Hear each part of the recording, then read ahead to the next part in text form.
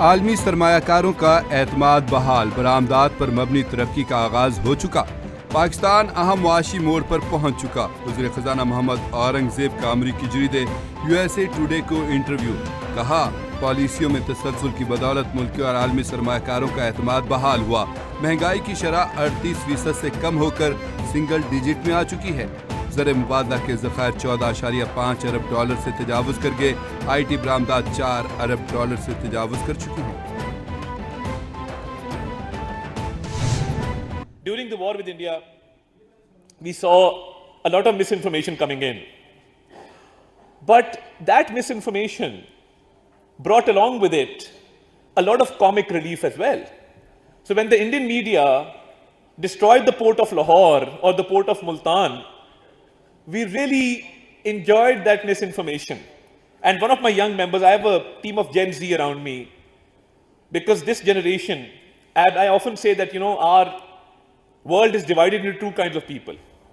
We have the digital natives and the digital immigrants. پاک چین دوستی ہمالیہ سے اونچی ہے، پاکستان اور چین کے درمیان ہر سطح پر مؤثر اور مضبوط تعلقات ہیں، پاک چین دوستی آزمودہ اور لازوال ہے، سی پیک منصوبہ پاک چین دوستی کی عظمت کا عکاس ہے، سی پیک مختلف ممالک کو جوڑنے والا منصوبہ ہے، سی پیک گیم چینجر منصوبہ ہے، پاک بھارت جنگ کے دوران فیک نیوز کا سیلاب آیا، جنگ کے دوران بھارتی میڈیا نے جھوٹا پروپیگنڈا کیا، وفاقی وزیر اطلاعات عطا اللہ تارڑ کا تقریب سے خطاب۔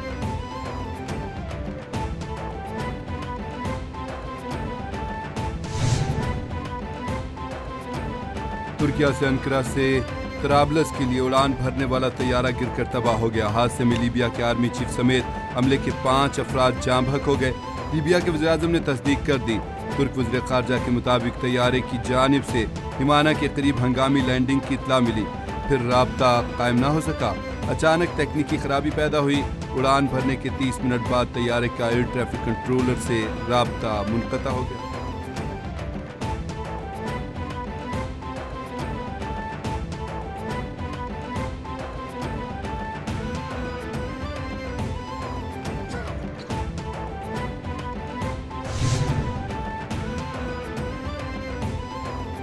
صدر آصف علی زرداری کی کربلا میں روضہ حضرت امام حسین علیہ السلام اور حضرت امام عباس بن علی علیہ السلام پر حاضری، گورنر کربلا بھی صدر پاکستان کے ہمراہ تھے، صدر مملکت نے دونوں مقامات پر فاتحہ خوانی کی اور نوافل ادا کیے، امت مسلمہ کے امن، اتحاد اور سلامتی کے لیے دعا کی، صدر آصف علی زرداری نے حضرت امام حسین علیہ السلام کی قربانی کو حق، عدل اور استقامت کی ابدی علامت قرار دیا۔ صدر مملکت آصف علی زرداری نے مزارات کے منتظمین اور مبلغین سے بھی ملاقات کی۔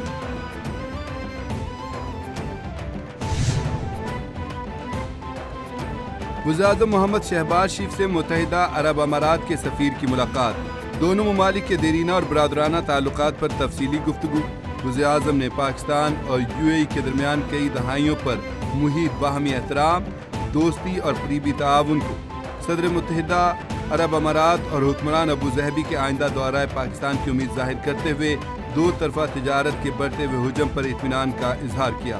وزیر اعظم نے پاکستان کی معاشی ترقی اور استحکام کے لیے اہم شعبوں میں UAE کو سرمایہ کاری کی دعوت دی۔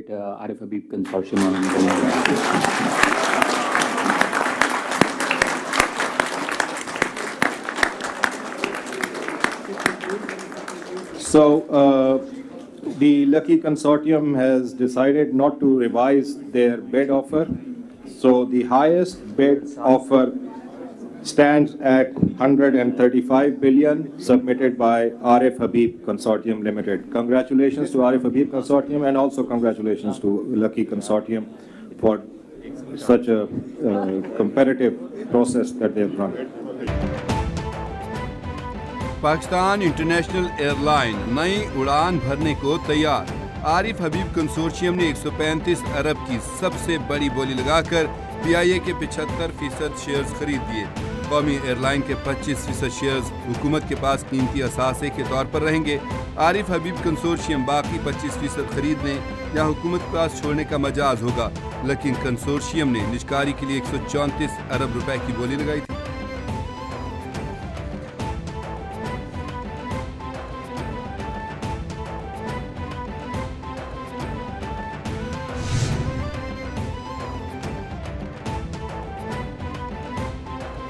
آج پاکستان کی جیت ہوئی، پی آئی اے کی پرانی ساکھ بحال کریں گے۔ عارف حبیب کہتے ہیں کہ پی آئی اے کے اچھے دن پھر شروع ہوں گے۔ شفاف نجکاری سے بیرونی سرمایہ کاروں کا اعتماد بڑھے گا۔ سرمایہ کاری سے پی آئی اے صارفین کو اچھی سروس فراہم کر سکے گی۔ پی آئی اے پر لوگوں اور سرمایہ کاروں کا اعتماد بڑھے گا۔ پہلے مرحلے میں آپریشنل طیاروں کی تعداد 38 پھر 65 تک لے جائیں گے۔ پی آئی اے کی ساکھ بحال کرنے کا فارمولہ بھی بتا دیا۔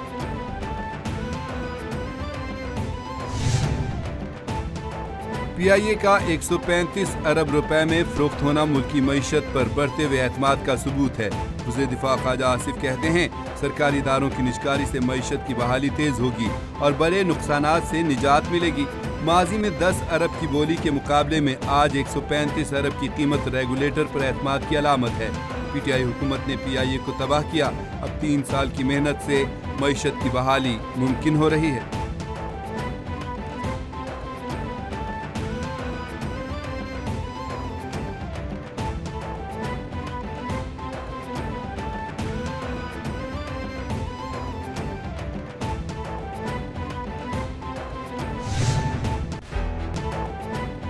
افغان طالبان رجیم نے افغانستان کی معیشت کو تباہ کر دیا۔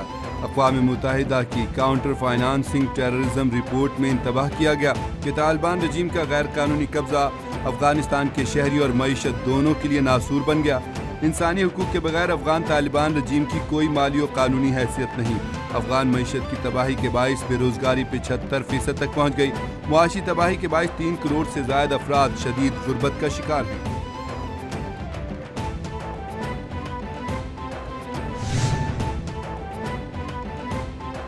Chief of defence forces field marshal Syed Asim Munir کا نیشنل ڈیفنس یونیورسٹی اسلام آباد کا دورہ۔ آئی ایس پی آر کے مطابق چیف آف ڈیفنس فورسز کا پیچیدہ عالمی، علاقائی و داخلی سیکیورٹی صورتحال پر اظہار خیال۔ فیلڈ مارشل کی مستقبل کی قیادت کو خطرات سے نمٹنے کے لیے تیار رہنے کی ہدایت۔ سید عاصم منیر نے کہا چیلنجز سے نمٹنے کے لیے تمام سٹیک ہولڈرز میں ہم آہنگی ضروری ہے۔ دشمن براہ راست حملے کے بجائے بالواسطہ اور مبہم طریقے استعمال کر رہا ہے۔ قومی طاقت کے تمام عناصر ہم آہنگی اور ملٹی ڈومین تیاری ناگزیر ہے۔ پیشہ ورانہ عسکری تعلیم قومی استحکام اور ادارہ جاتی مضبوطی کی بنیاد ہے۔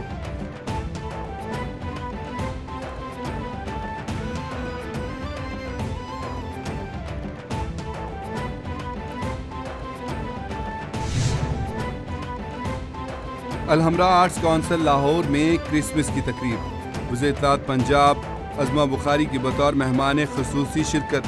وزیر اطلاعات و ثقافت پنجاب عظمہ بخاری نے مسیحی ملازمین سے ملاقات کی اور کرسمس کا کیک کاٹا۔ وزیر اعلیٰ مریم نواز کی جانب سے الحمراء کے مسیحی ملازمین کو ایک تنخواہ بونس دینے کا اعلان بھی کیا۔ عظمہ بخاری کہتی ہیں کہ اقلیتیں وزیر اعلیٰ پنجاب کے دل کے بہت قریب ہیں۔ مسیحی ملازمین ہمارا فخر ہیں، ان کی خدمات قابل ستائش ہیں۔